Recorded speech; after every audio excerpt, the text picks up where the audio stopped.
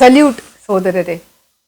2011 April മാസം ഞാൻ Ernakulam range IG ആയിരിക്കെ എൻ്റെ ജീവിതത്തിൽ ഒരിക്കലും മറക്കാൻ പറ്റാത്ത ഒരു സംഭവം നടന്നു. വളരെ ഷോക്കിംഗ് ആയ ഒരു സംഭവമായിരുന്നു. എനിക്ക് രാവിലെ എണീറ്റ് നടക്കുന്ന ഒരു ശീലമുണ്ടായിരുന്നു. നല്ല വണ്ണം വെച്ചിരുന്ന ഒരു സമയം ഉണ്ടായിരുന്നത് കൊണ്ട് 5-6 വർഷമായി രാവിലെ എണീറ്റ് 4:45 ആകുമ്പോൾ ഞാൻ ഉണർന്ന് ഒന്നുകിൽ ഓടും അല്ലെങ്കിൽ നടക്കും. അപ്പോൾ അത് റോഡിൽ കൂടെയാണ് ചെയ്യുന്നത്. സാധാരണ സ്റ്റേഡിയത്തിലൊക്കെ പോയി ചെയ്യാറുണ്ടെങ്കിലും സ്റ്റേഡിയത്തിൽ വളരെ ബോറിംഗ് ആണ്, മൊണോട്ടണസ് ആണ്. ഇങ്ങനെ ചുറ്റും ഇങ്ങനെ ഓടിക്കൊണ്ടിരിക്കുന്നത് നടക്കുന്നതും ഒക്കെ വളരെ ബോറിംഗ് ആയിട്ട് തോന്നി. CBIന്ന് പോയി കഴിഞ്ഞപ്പോഴെങ്ങാണ്ട് തുടങ്ങിയ ഒരു ഹാബിറ്റാണ്. അത് മുടങ്ങാതെ എന്നും രാവിലെ ആ സമയമാകുമ്പോൾ അറിയാതെ എണീക്കും ഞാൻ. അപ്പോൾ എണീറ്റ് കഴിഞ്ഞാൽ പിന്നെ പോകാതിരിക്കാൻ പറ്റില്ലല്ലോ. അപ്പോൾ ഞാൻ വേഗം ഡ്രസ്സൊക്കെ ചെയ്ത് ഷൂസും സോക്സും ഒക്കെ ഇട്ട് മുടിയൊക്കെ കെട്ടി വെച്ചിട്ട് ഞാൻ റോഡിലിറങ്ങി നടക്കും. ഒരു ഐപോഡിൽ പാട്ടുകൾ വെച്ച് അതും കേട്ടോണ്ട് ചിലപ്പോൾ പ്രാർത്ഥിച്ചുകൊണ്ട് നടക്കും, അല്ലെങ്കിൽ ചിലപ്പോൾ വല്ലതുമൊക്കെ ചിന്തിച്ചുകൊണ്ട് നടക്കും. അന്നത്തെ മീറ്റിങ്ങുകൾ, ആക്ടിവിറ്റീസ്, തലേന്നത്തെ കുറേ കാര്യങ്ങൾ അങ്ങനെ ചിന്തിച്ചുകൊണ്ടൊക്കെയാണ് നടക്കുന്നത്. ഒരു ദിവസം ഞാൻ രാവിലെ എണീറ്റ് തലേന്നത്തെ നല്ല തിരക്കുള്ള ഒരു ജോലിയും സമ്മർദ്ദമൊക്കെ ഉണ്ടായിരുന്നത് കൊണ്ട് ഉറങ്ങാൻ വൈകി, കിടക്കാനും വൈകി. അപ്പം എന്നിട്ടും ഞാൻ രാവിലെ എനിക്കൊരു 3.5-4 മണിക്കൂറേ ഞാൻ ഉറങ്ങിയിട്ടുള്ളൂ. പക്ഷേ രാവിലെ 4:50 ആയപ്പോഴോ മറ്റോ ഞാൻ ഉണർന്ന് അങ്ങനെ 5 മണിക്ക് മുമ്പായിട്ട് ഞാൻ വീട്ടിൽ നിന്ന് ഇറങ്ങി. എറണാകുളം കടവന്ത്രയിലുള്ള ക്വാർട്ടേഴ്സ് ഉണ്ട്, റേഞ്ച് ഹൗസ് എന്ന് പറഞ്ഞ്, അവിടെയാണ് താമസിച്ചുകൊണ്ടിരുന്നത്. അപ്പോൾ അവിടെ നിന്ന് ഇറങ്ങി ഞാൻ ഒന്നുകിൽ പനമ്പള്ളി നഗറിൽ പോവും, അല്ലെങ്കിൽ മെയിൻ റോഡിൽ കൂടെ സഹോദരൻ അയ്യപ്പൻ റോഡിൽ കൂടെ നടക്കും. ഇപ്പോൾ ഇന്ന് ഞാൻ കലൂർ കടവന്ത്ര റോഡിൽ കൂടെ പോകാമെന്ന് പറഞ്ഞ് അങ്ങനെ കലൂർ വരെ ചിലപ്പോൾ നടന്നിട്ട് അവിടെ നിന്ന് തിരിച്ചു വരും. അതിനകത്തോട്ട് കയറിയിട്ട് പെട്ടെന്ന് എനിക്ക് തോന്നി എനിക്ക് തമ്മനം സൈഡിലോട്ട് പോയാൽ കൊള്ളാം. ജവഹർലാൽ നെഹ്റു സ്റ്റേഡിയം ഉണ്ട്. അപ്പോൾ ആ സ്റ്റേഡിയത്തിൻ്റെ വശത്തൂടെ കയറി ഒരു റൗണ്ട് നടന്നിട്ട് ഇങ്ങനെ തിരിച്ചു വരുമ്പോഴേക്കും മിക്കവാറും 1 മണിക്കൂർ 1.25 മണിക്കൂർ ആവും. അപ്പോൾ അത് മതിയാവും. അപ്പോൾ അങ്ങനെ ഞാൻ നടന്ന് വീട്ടിൽ നിന്ന് ഇറങ്ങി തമ്മനം റോഡിലോട്ട് കയറി. റോഡിൻ്റെ ഇടത് സൈഡിൽ കൂടെ എനിക്ക് നടക്കാൻ ആ സമയം പറ്റുള്ളൂ. വലത് സ്ഥലത്ത് എന്തോ ഇങ്ങനെ മെറ്റൽ കൂമ്പാരോ എന്തോ കൂട്ടിയിട്ടിട്ടുണ്ടായിരുന്നു, റോഡ് പണിയും എന്തോ നടക്കുന്നുണ്ടായിരുന്നു. അപ്പോൾ ഇടത് വശത്തൂടെ നടന്ന് കുറച്ചങ്ങോട്ട് പോയപ്പോഴേക്കും കുറച്ച് പോയേ ഉള്ളൂ, പിന്നിൽ കൂടെ വന്ന ഒരു ആള് സൈക്കിളിലായിരുന്നു വന്നിരുന്നത്. പക്ഷെ ഞാനത് കണ്ടിരുന്നില്ല. ഞാനിങ്ങനെ എന്തോ ചിന്തിച്ചുകൊണ്ടിരിക്കുകയായിരുന്നു. വളരെ കുറച്ച് പതുക്കെയുമാണ് നടന്നിരുന്നത്, ഓടുമല്ലായിരുന്നു, സാധാരണ വേഗത്തിലാണ് നടന്നിരുന്നത്. എനിക്ക് ഫീൽ ചെയ്യാൻ പറ്റിയത് ഒരാളുടെ കൈ ഇങ്ങനെ മുമ്പിൽ കൂടെ വന്നിട്ട് എൻ്റെ ശരീരത്തിൽ കയറി, ആക്ച്വലി എൻ്റെ ഇടത് വശത്തെ മാറിടത്തിൽ കയറി ഒന്ന് അമർത്തി, നല്ലപോലെ ഒന്ന് അമർത്തിയിട്ട് അങ്ങ് പോയി. ഇത് ഭയങ്കര ഷോക്കിംഗ് ആയിപ്പോയി എനിക്ക്. ഞാൻ ഞെട്ടിത്തരിച്ച് നിന്നുപോയി. ഞാൻ വിചാരിച്ചു എന്തോ ഈ സംഭവിക്കുന്നതെന്ന്. ഒന്നാമതൊരു പോലീസ് ഓഫീസർ, ഇത്രയും നാളായിട്ട് വർഷങ്ങളായിട്ട് ജോലി ചെയ്തിട്ട് ഇത്രയും പ്രായം വരെ എനിക്ക് ഇതുപോലെ ഒരു സംഭവം നടന്നിട്ടില്ല. ഇതുപോലെ ഒരാൾ വന്ന് എന്നെ ഇങ്ങനെ ചെയ്തിട്ട് പോകാൻ എന്തുവാണ് കാര്യം എന്നുള്ളത് എനിക്ക് വളരെ ഞെട്ടലുണ്ടാക്കി. അപ്പോൾ ഞാൻ ആദ്യം നമ്മുടെ ഇതുപോലെ പ്രതികരിക്കുക എന്ന് പറയുന്ന ഒരു അലർച്ചയായിട്ടും ദേഷ്യത്തിലുമാണല്ലോ. അപ്പോൾ ഞാൻ കിടന്ന് അലറുവാണ്, എടാ പട്ടി നിൽക്കടാ അവിടെ, ഓടാതെടാ നിൽക്കടാ അവിടെ, ഞാൻ ശരിയാക്കും നിന്നെ എന്നൊക്കെയുള്ള മട്ടിൽ ഞാൻ കിടന്ന് വിളിക്കുന്നുണ്ട്, ഉറക്കെ വിളിക്കുകയാണ്. എൻ്റെ മനസ്സിൽ കൂടെ പോകുന്നത് അതാണ്, എടാ റാസ്കൽ നിൽക്കടാ എന്നൊക്കെ ഉള്ള മട്ടിലാണ് ഞാൻ വിളിക്കുന്നത്. പക്ഷേ ശബ്ദം വരുന്നതെല്ലാം ഒരു വികലമായിട്ടാണ് വരുന്നത്. എന്തൊക്കെയോ ഒച്ചകൾ വരുന്നു എന്നല്ലാതെ ഒന്നും അങ്ങോട്ട് പുറത്ത് വരുന്നില്ല. അപ്പോൾ എനിക്കപ്പോൾ മനസ്സിലായി ഞാൻ ഈ സെക്കൻഡുകൾ കൊണ്ടാണ് ഇതൊക്കെ നടക്കുന്നത്. പെട്ടെന്ന് നമ്മുടെ മനസ്സിൽ കൂടെ പോകുന്നത് എന്താണ്, എനിക്ക് ആ ഷോക്ക് കാരണം എൻ്റെ ശബ്ദത്തിന് പുറത്തോട്ട് വരാനായിട്ടുള്ള കഴിവില്ല. എൻ്റെ തൊണ്ടയിലൊക്കെ ഇങ്ങനെ ഉണ്ടോ ഇടറി പിടിച്ചിങ്ങനെ ആരും അമക്കി പിടിച്ചിരിക്കുന്നത് പോലെ. അപ്പോൾ റോഡിൽ കൂടെ അപ്പുറത്തെ വശത്തൂടെ ഇങ്ങനെ 2-3 പേര് ഇങ്ങനെ സംസാരിച്ച് നടന്നു വരുന്നുണ്ട്. സൈക്കിളുകാരൻ ഇങ്ങനെ പോകണു. അപ്പോൾ ഒരു സ്ലോ മോഷൻ പോലെ എനിക്ക് കാണാം അയാളിങ്ങനെ പോകുന്നത്, 2 പേര് വരുന്നത്. അപ്പോൾ ഞാൻ പുറകെ ഓടിക്കൊണ്ട് ആ 2 പേരോട് ഉറക്കെ വിളിച്ച് പറഞ്ഞു, അവനെ തടയും, അവനെ പിടിച്ചു വെക്കുക, അവനെ പോകാൻ സമ്മതിക്കില്ല, അവനെന്നെ പിടിച്ചിട്ട് ഓടുകയാണ്, കള്ളനാണ് പിടിയെന്ന് പറയുന്നുണ്ട്. പക്ഷെ ആ ശബ്ദവും ചിലപ്പോൾ ശരിക്കും വരാത്തത് കൊണ്ടാണോ എന്നറിയില്ല, ഈ നടന്ന് പോയിക്കൊണ്ടിരുന്ന 2 പേര് എന്നെ ഇങ്ങനെ അതിശയമായിട്ട് നോക്കിയിട്ട് ആ സൈക്കിളുകാരൻ അയാളുടെ പാട്ടിന് പോവുകയും ചെയ്തു. അയാൾ നടക്കുകയും ചെയ്തു. ഞാനിങ്ങനെ ഭ്രാന്ത് പിടിച്ച പോലെ ഓടുക. അപ്പം ഞാൻ വീണ്ടും അവൻ്റെ പുറകെ അലറിക്കൊണ്ട് ഓടുക. പെട്ടെന്ന് ഒരു സ്ഥലത്ത് പോയിട്ട് അവനെ ഇടത്തോട്ടങ്ങ് തിരിഞ്ഞ് ഒരു ചെറിയ ഊട് വഴിയിലോട്ട് കയറി. അപ്പോൾ അതുവരെ സ്ട്രീറ്റ് ലൈറ്റ് ഉണ്ട്, പക്ഷേ എന്തായാലും നേരം വെളുത്തിട്ടില്ലാത്തതുകൊണ്ട് ഇരുട്ടാണ്. അപ്പോൾ അയാളെ ക്ലിയർ ആയിട്ട് ഞാൻ കണ്ടില്ല. പിന്നീട് ആലോചിച്ചെടുക്കുമ്പോഴാണ് പല കാര്യങ്ങളും എനിക്ക് വിവരം ബോധ്യമാകുന്നത്. ഞാനും കൂടെ ഊട് വഴിയിലോട്ട് ഓടിക്കയറി. അപ്പോൾ അവിടെ ഇരുട്ടും നല്ല ഒരു കാണാനൊന്നും വയ്യ പെട്ടെന്ന്. അപ്പോൾ അയാളിങ്ങനെ ഓടി, ഞാൻ പുറകെ ഓടും, എനിക്കയാളെ കാണാം. ഇപ്പോൾ പോയിട്ട് അയാൾ വലത്തോട്ടൊരു വീണ്ടും ഒരു ടേണിങ് എടുത്തു. ഞാൻ വീണ്ടും അയാളുടെ പുറകെ പോയപ്പോഴേക്കും അയാളങ്ങ് പോകുന്നുണ്ട്. കുറേ പട്ടികൾ, എനിക്ക് തോന്നുന്നൊരു 7 പട്ടികളുണ്ട് അയാളുടെ പുറകെ ഇങ്ങനെ ഓടുന്ന കണ്ടു, സൈക്കിളിൻ്റെ പുറകെ. അപ്പോൾ ഞാനിങ്ങനെ പോവുകയാണ് അയാളുടെ പുറകെ. ഇപ്പം പിടിക്കാൻ പറ്റത്തില്ലെന്നറിയാം, എന്നാൽ ഞാൻ അയാൾക്കൊണ്ട് ഓടുകയാണ്. അയാൾ പോയതുകൊണ്ടായിരിക്കും പട്ടികൾ തിരിഞ്ഞിട്ട് അനക്കം കണ്ടുകൊണ്ട് എൻ്റെ നേരെ വരാൻ തുടങ്ങി. ഭയങ്കര കൊരയുമായിരുന്നു. അപ്പം എനിക്കറിയാവുന്ന കാര്യം എന്ന് പറഞ്ഞു കഴിഞ്ഞാൽ ഓടുന്ന ഒരാളെ കണ്ടു കഴിഞ്ഞാൽ പട്ടി എന്തായാലും അറ്റാക്ക് ചെയ്യും. അപ്പോൾ ഓടരുത്, നിൽക്കണം എന്നാണ് തത്വം. അതുകൊണ്ട് എനിക്ക് പട്ടികളെ ഒക്കെ വലിയ ഇഷ്ടമായതുകൊണ്ട് ഞാൻ അവിടെ അങ്ങ് നിന്നു. അപ്പോൾ പട്ടികൾ ഇങ്ങനെ വന്നു, കുറച്ചുകൊണ്ട് വന്നു. എൻ്റെ അടുത്ത് വന്ന് എന്നെ ഇങ്ങനെ ചുറ്റുമൊക്കെ കറങ്ങി ഒന്ന് മണപ്പിച്ചൊക്കെ നോക്കിയിട്ട് പോവുകയും ചെയ്തു. അപ്പം ഞാൻ അനങ്ങാതെ നിന്നുകൊണ്ട് അവൻ എങ്ങനെയോ രക്ഷപ്പെട്ടങ്ങ് പോയി. ഞാൻ പെട്ടെന്ന് ഫോൺ എടുക്കാനായിട്ട് പോക്കറ്റിൽ തപ്പിയപ്പോൾ ഫോൺ എടുക്കാൻ മറന്നുപോയിരുന്നു വന്ന്. അപ്പോൾ അത് രാവിലെ തൊട്ടേ ഒരു പാതി ഉറക്കത്തിൽ എണീറ്റാണ് ഡ്രസ്സ് ചെയ്ത് വന്നത്. ഐപാഡ് എടുത്ത് പോക്കറ്റിലിട്ടു, പാട്ട് കേൾക്കണമല്ലോ. ഫോൺ ഞാൻ അവിടെ എവിടെയോ വെച്ചിട്ടുണ്ടായിരുന്നു, അത് എടുത്തിട്ടില്ലായിരുന്നു. അപ്പം ഞാൻ തിരിച്ച് റോഡിലിറങ്ങി മെയിൻ റോഡിലെത്തി, തമ്മനം റോഡിലെത്തിയിട്ട് ഒരാളെ ഞാൻ തടഞ്ഞു നിർത്തിയപ്പോൾ എനിക്ക് ഫോൺ തരാമോ, ഞാൻ IG ആണ്, എനിക്കൊന്ന് കൺട്രോൾ റൂമിൽ വിളിക്കണം എന്ന് പറഞ്ഞാൽ അയാളെ തടഞ്ഞു നിർത്തി അയാളുടെ ഫോണിൽ ഞാൻ കൺട്രോൾ റൂമിൽ വിളിച്ചു. ഞാൻ പറഞ്ഞു ഞാൻ ശ്രീലേഖയാണ്, പെട്ടെന്ന് ഒരു ജീപ്പ് ആൾക്കാരെ വിടുക, ഒരാളെ പിടിക്കാനുണ്ട് എന്ന് പറഞ്ഞു. അപ്പോൾ അവർക്ക് കാര്യമൊന്നും മനസ്സിലായില്ല. ഞാൻ പറഞ്ഞു ഒരാൾ എന്നെ അറ്റാക്ക് ചെയ്തിട്ട് പോയി, അയാളെ പിടിക്കണം, അയാളെ പിടിക്കാൻ വേണ്ടിയിട്ട് ഒരു ജീപ്പിൽ പോലീസുകാരെ വിടുക. അപ്പോൾ ഇപ്പോൾ വിടാം സാർ എന്ന് പറഞ്ഞാൽ അവർ വെച്ചു. ഞാൻ അവിടെ ഒരു 5-6 മിനിറ്റ് വെയിറ്റ് ചെയ്തു. ഉടനെ തന്നെ വന്നു പോലീസുകാർ, കുറേ പേര് വന്നു. അപ്പോൾ ഞാൻ പറഞ്ഞു ഈ വഴി കൂടിയാണ് പോയതെന്ന് പറഞ്ഞു. അപ്പോൾ അവരെല്ലാവരും കൂടെ അതുവഴിയൊക്കെ പോയി നോക്കി. ഞാനിങ്ങനെ വിറച്ച് നിൽക്കുകയാണ്. എനിക്കങ്ങനെ ദേഷ്യവും സഹിക്കാൻ വയ്യ, നാണക്കേടും സഹിക്കാൻ വയ്യ.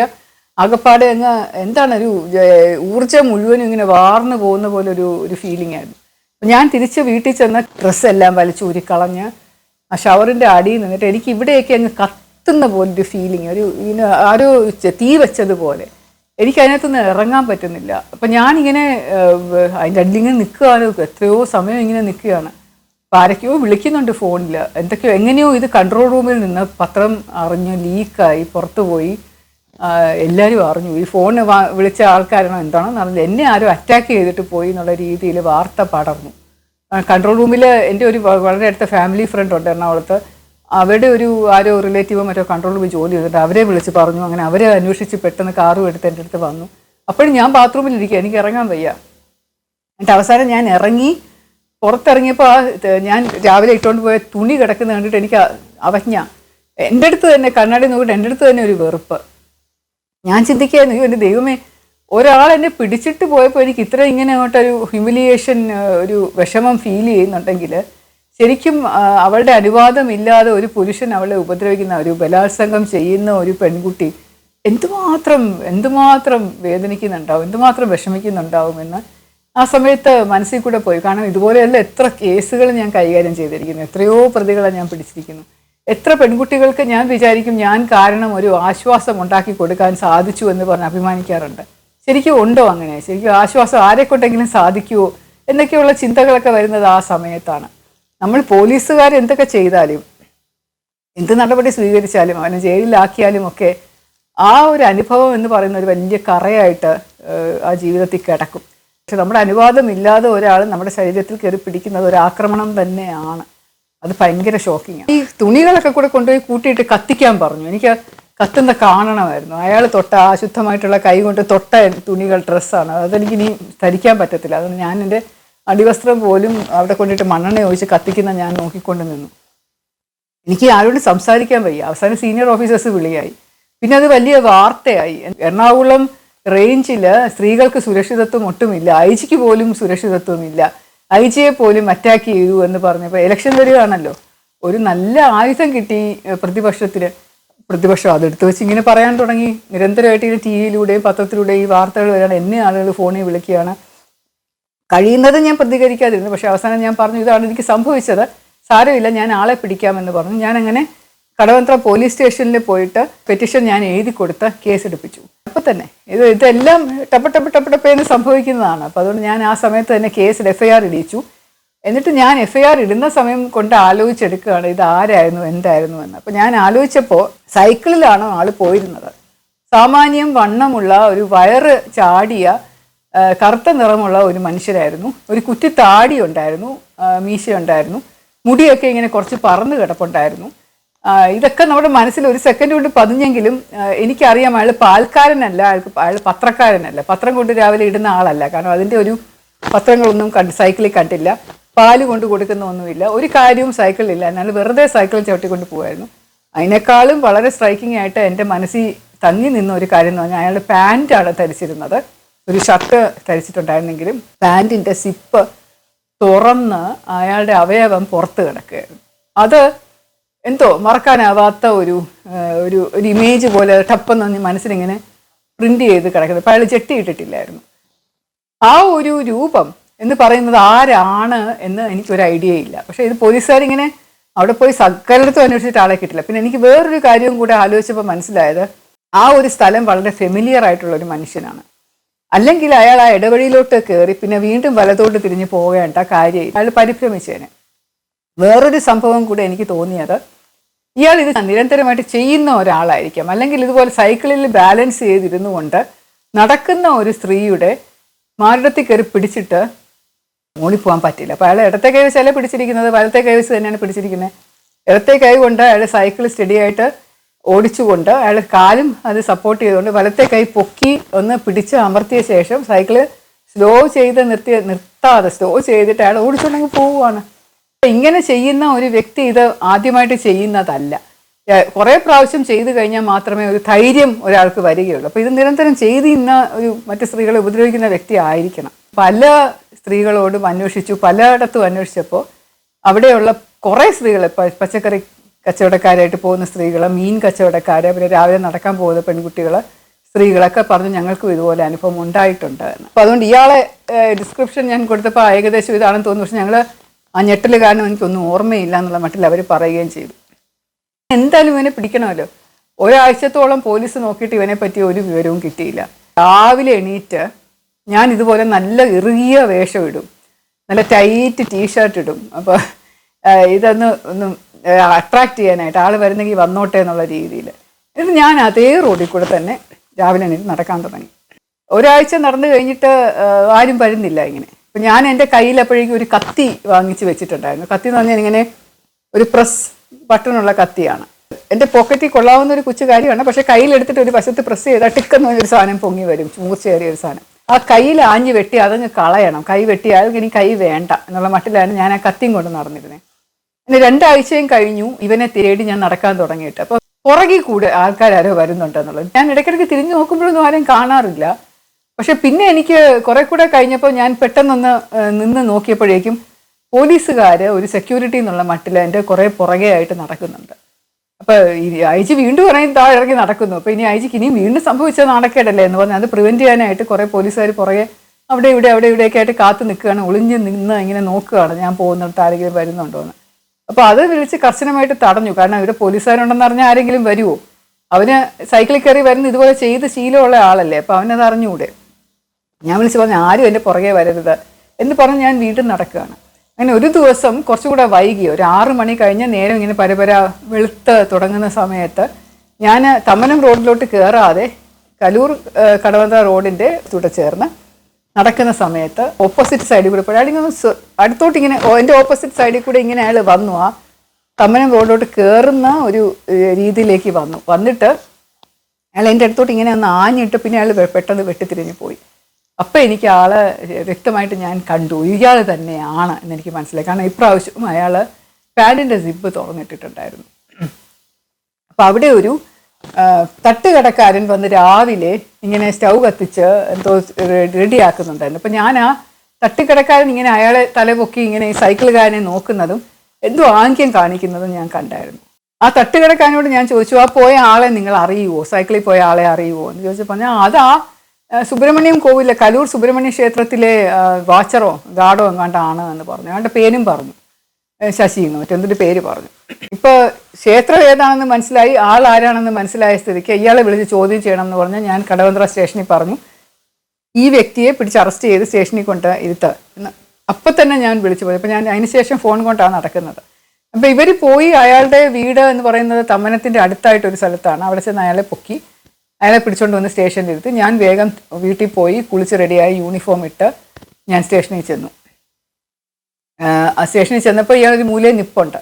നിർഭാഗ്യവശാൽ കടവന്ത്ര പോലീസ് സ്റ്റേഷൻ ആ സമയം ജനമൈത്രി പോലീസ് സ്റ്റേഷനായിട്ട് നാമകരണം ചെയ്ത് അങ്ങനെ നിൽക്കുകയാണ്. അപ്പോൾ ആളുകൾക്കൊക്കെ ട്രെയിനിങ് കൊടുത്ത് അവിടെ മനുഷ്യാവകാശ ലംഘനമൊന്നും പാടില്ല, വരുന്നവരോട് എല്ലാവരോടും മാന്യമായിട്ട് പെരുമാറണം എന്നൊക്കെ പറഞ്ഞ് അങ്ങനെ ജനമൈത്രി ആയിട്ട് നിൽക്കുന്ന ഒരു സമയമാണ്. വലിയ ബോർഡും വെച്ചാൽ ജനമൈത്രി പോലീസ് സ്റ്റേഷൻ എന്ന്. അപ്പോൾ അതുകൊണ്ട് പോലീസുകാരെല്ലാവരും അവനെ മാന്യമായിട്ട് ഇങ്ങനെ ഒരു സ്ഥലത്ത് ഒരു വശത്ത് നിർത്തിയിരിക്കുകയാണ്. ഞാൻ ഇരിക്കുമായിരുന്നെന്ന് തോന്നുന്നു കസേരയെല്ലാം കണ്ട്. എന്നെ കണ്ടപ്പോൾ എണീറ്റ് നിന്നതാണ്. അപ്പോൾ ഞാൻ പോയി അയാളോട് ചോദിച്ചു, നീ എന്തിനാടാ കയറി പിടിക്കുന്നതെന്ന് ചോദിച്ചു. അപ്പോൾ അയാൾ പറഞ്ഞു, ഇല്ല ഞാൻ അങ്ങനെ ചെയ്യാറില്ല എന്ന് പറഞ്ഞു. ഞാൻ ചോദിച്ചു, അല്ല ഞാൻ ഇയാളെ കണ്ടത് ഇന്ന് രാവിലെ ഞാൻ കണ്ടല്ലോ, ഇയാൾ ഈ അവയവം വെളിയിലിട്ടുകൊണ്ട് പോകുന്ന കണ്ടല്ലോ. അല്ല അത് ഞാൻ ഉറക്കത്തിൽ നിന്ന് എണീറ്റ് അറിയാതെ ജെറ്റ് ഇടാൻ വിട്ടുപോയി, പാൻറ്റിൻ്റെ സിപ്പ് ഇടാൻ വിട്ടുപോയി പോയതാണ് എന്ന് പറഞ്ഞു. എൻ്റെ കയ്യിൽ നിന്ന് ലാത്തിയിട്ട് അയാളുടെ വലതുവശത്തെ കൈയുടെ അവിടെ ഒരൊറ്റ അടി കൊടുത്തു. ഞാൻ താൻ കുറച്ച് നാൾ മുമ്പ് ഞാൻ ഈ റോഡിൽ കൂടെ നടക്കുമ്പോൾ എൻ്റെ ദേഹത്ത് കയറി പിടിച്ച ആളല്ലേ താൻ, എന്നിട്ട് ഞാൻ പറയുന്നോടാ ചോദിച്ചു. അപ്പോൾ അയാൾ പറഞ്ഞല്ല ഞാൻ ചെയ്തിട്ടില്ല എന്ന് പറഞ്ഞു. അപ്പോൾ ഞാൻ പറഞ്ഞു കൈ ഇവിടെ വെക്കാന്ന് പറഞ്ഞു. അങ്ങനെ അയാളൊക്കെ മേശപ്പുറത്ത് അയാളുടെ കൈ ബലമായിട്ട് ഞാൻ പിടിച്ചു വെച്ചിട്ട് ഞാൻ എൻ്റെ കത്തി എടുത്തു. എന്നിട്ട് ഞാൻ ആ കത്തി വെച്ചിട്ട് ഓങ്ങി. എന്നിട്ട് പറഞ്ഞു പറയണം, മര്യാദയ്ക്ക് പറയണം, നിന്റെ കൈ ഞാൻ വെട്ടി കളയുമെന്ന് പറഞ്ഞു. അപ്പോൾ പോലീസുകാരൊക്കെ ഇങ്ങനെ അതിശയമായിട്ട് എന്നെ നോക്കുന്നുണ്ട്, ഇതെന്തോന്നാ മാഡം ഈ ക്രൂരത വയലൻസ് കാണിക്കുന്നതാണ്. അപ്പോൾ അയാൾ പറഞ്ഞു ഞാനല്ല എന്ന്. അപ്പോൾ ഞാൻ കൈ വെട്ടിയില്ല, പക്ഷെ ഞാൻ 2-3 ലാത്തി വെച്ച് തന്നെ 2-3 അടി ആ കൈയുടെ ഈ നക്കിൾസിലും തലപ്പത്തും കൊടുത്തു. അയാളുടെ വലത്തെ കൈ അങ്ങനെ ഇനി അയാൾ ആരുടെയും മേലും പൊക്കരുത് എന്ന് വിചാരിച്ചാണ് അയാളെ അടിച്ചത്. അപ്പോൾ എനിക്കാണെങ്കിൽ അങ്ങനെ രോഷം ദേഷ്യമൊക്കെ ഇങ്ങനെ പൊങ്ങി വരുന്നു. ഞാൻ അമ്പലത്തിൽ ജോലി ചെയ്യുന്ന ആളാണ്, ഞാൻ അങ്ങനെ ചെയ്യുമോ മാഡം, ഞാൻ അങ്ങനെ ഒന്നും ചെയ്യില്ല എന്നൊക്കെ പറഞ്ഞു. പക്ഷേ അയാളെക്കുറിച്ച് അന്വേഷിച്ചപ്പോൾ അയാൾ വളരെ മോശ സ്വഭാവമുള്ള ആളാണ്. ഒരുപാട് പെണ്ണുങ്ങൾ അയാളെ ഐഡൻറ്റിഫൈ ചെയ്തു. സർക്കാർ ഓഫീസിൽ ജോലി ഉള്ള ഒരു ഭാര്യയുണ്ട്, ഒരു 20 വയസ്സ് പ്രായമായ മോള് വരെയുണ്ട്. അപ്പോൾ ഞാൻ പറഞ്ഞു നിൻ്റെ മോളൊക്കെ എങ്ങനെ നിന്നെ സഹിക്കുന്നു എന്ന് ചോദിച്ചു. കുറേ സ്ത്രീകൾ ഐഡൻറ്റിഫൈ ചെയ്തു അയാൾ തന്നെയാണ് ഞങ്ങളെ ഉപദ്രവിച്ചിട്ട് പോയ ആളെന്നുള്ളത്. ഇയാളുടെ ജോലി ഇയാൾ രാത്രി പോയി അമ്പലത്തിൽ വാച്ച്മാൻ എന്ന് പറഞ്ഞ് കിടക്കും. എന്നിട്ട് രാവിലെ എണീറ്റ് പോകുമ്പോൾ റോഡിൽ കാണുന്ന പെണ്ണുങ്ങളെ തരം കിട്ടുന്ന പോലെ പിടിച്ചിട്ട് പോകും. എന്തോ ഒരു ഞരമ്പ് രോഗം, അതുകൊണ്ട് അയാൾക്ക് എന്താ കിട്ടുന്നതെന്ന് എനിക്കറിയില്ല, പക്ഷേ കയറി പിടിച്ചിട്ട് പോകും. അപ്പോൾ ഇത് ഇങ്ങനൊരു സംഭവമായപ്പോൾ ഞാൻ അയാൾക്കെതിരെ കേസെടുത്ത് അറസ്റ്റ് ചെയ്ത് അയാൾ സമ്മതിച്ചില്ലെങ്കിൽ പോലും എനിക്ക് ഉറപ്പുണ്ടായിരുന്നു ഇയാൾ തന്നെയാണെന്ന്. ഇയാളെ അറസ്റ്റ് ചെയ്തതിന് ശേഷം പോലൊരു സംഭവം എറണാകുളം ജില്ലയിൽ മൊത്തം നടന്നിട്ടില്ല. ഇവനെ അറസ്റ്റ് ചെയ്തതോടുകൂടി ഈ സ്ത്രീകളുടെ മേലുള്ള അതിക്രമം നിന്നു. ഇതുപോലെ രാവിലെ നടക്കാൻ പോകുന്ന അല്ലെങ്കിൽ ജോലിക്ക് പോകുന്ന സ്ത്രീകളെ കയറി പിടിക്കുന്ന ഒരു സ്വഭാവം നിന്നു എന്നത് എനിക്ക് ഉറപ്പായി. അപ്പോൾ അതുകൊണ്ട് അങ്ങനെ ഇവൻ തന്നെയാണ് പ്രതി. പക്ഷേ ഈ കാര്യത്തിലും ഇടപെടാൻ രാഷ്ട്രീയക്കാരുണ്ടായി. എന്നെ 2 പാർട്ടിയിൽ നിന്നുമുള്ള പ്രതിപക്ഷത്തിൽ നിന്നുള്ള രാഷ്ട്രീയ പാർട്ടിക്കാരാണ് ആദ്യം വിളിച്ചത്. എന്നിട്ട് പറഞ്ഞു ഇവൻ അങ്ങനെയൊന്നും ചെയ്യൂല, ഇവൻ വളരെ ഭക്തിയുള്ള നല്ല സ്വഭാവമുള്ള ആളാണ്, അതുകൊണ്ട് മാഡത്തിന് തെറ്റുപറ്റിയതാണ്, എന്താണ് തെളിവ്, എന്താണ്? ഞാൻ കണ്ടു, അതാണ് തെളിവ്, അയാളെ ഞാൻ നേരിട്ട് കണ്ടതാണ്, എനിക്ക് ഇയാളെ കണ്ടാൽ അറിയാം. ഇയാളുടെ ഈ സൈക്കിൾ ഞാൻ ഐഡൻറ്റിഫൈ ചെയ്തു, ആ സൈക്കിളിൻ്റെ ലുക്ക് ഞാൻ ഐഡൻറ്റിഫൈ ചെയ്തു, അയാൾ പോയ ആ സ്പീഡ്, അയാളുടെ സൈക്കിളിൻ്റെ മുകളിലുള്ള ഇരിപ്പ്, ഇതെല്ലാം ഇങ്ങനെ പതിഞ്ഞ് കിടക്കുകയാണല്ലോ. കൂടാതെ അയാളുടെ ആ ഒരു രീതി ഉണ്ടല്ലോ, അത് കണ്ടാൽ പെട്ടെന്ന് നമുക്ക് മനസ്സിലാവും. അപ്പോൾ ഇയാളെ ഞാൻ പിടിച്ചു എന്നുള്ളൊരു തൃപ്തി എനിക്കുണ്ട്. പക്ഷേ അന്ന് ജനമൈത്രി പോലീസിലുള്ള ആരും ഇവൻ്റെ നേരെ ഒരു വിരൽ പോലും അനക്കാൻ റെഡിയായില്ല. ഞാൻ തന്നെ നേരിട്ട് വന്ന് ഇവനെ നല്ല അടി കൊടുക്കേണ്ടി വന്നു. അവസാനം ജയിലിൽ ഇട്ടു. കുറച്ച് നാൾ ജയിലിൽ കിടന്നു. 14 ദിവസം റിമാൻഡ് ചെയ്തു. അതിനുശേഷം അയാളെ ശിക്ഷിക്കുകയും ചെയ്തു. എൻ്റെ ഒരു മൊഴിയുടെ ബേസിസിൽ മാത്രം ഇയാളെ ശിക്ഷിച്ച്, അത് വിശ്വസിച്ചുകൊണ്ട് അയാളെ ശിക്ഷിച്ച് ഇയാളുടെ ഭാര്യയും മകളും ഒക്കെ എനിക്കെതിരെ ഒരുപാട് പരാതി കൊടുത്തു.